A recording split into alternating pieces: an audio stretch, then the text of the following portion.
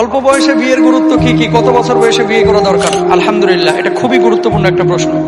রাসূল সাল্লাল্লাহু আলাইহি ওয়াসাল্লাম বলছেন, ইয়া মাশারাশ শাবাব মান ইসতাতা মিনকুমুল বাআতা ফালইয়াতাজাওয়াজ। এই যুবক, যার সামর্থ্য আছে দ্রুত বিয়ে করে ফেলাও, কারণ এই ফাইন্নাহু আগাদ্দু লিল বাসার ওয়া আহসানু লিল ফারাজ। চোখটাকে হেফাজত করে আর লজ্জাস্থানকে হেফাজত করে এই বিয়ে। বিয়ে যত সহজ হবে জেনা তত কমবে, ঠিক কিনা? আর আমাদের বাবারা এখন শুরু করছে, পোলার বয়স 28 বছর 32 বছর, কয় হুজুর নিজের পায়ে দাঁড়াক তারপরে বিয়ে দেব। তো দাঁড়া রয়েছে কার পায়ে? আপনার পায়ে নেই, কথা কয় না। মেয়ের বয়স 29 বছর এখনো বিয়ে দেয় না, কয় হুজুর একটু মেয়েটা দাঁড়াক নিজের পায়ে তারপরে বিয়ে দেব।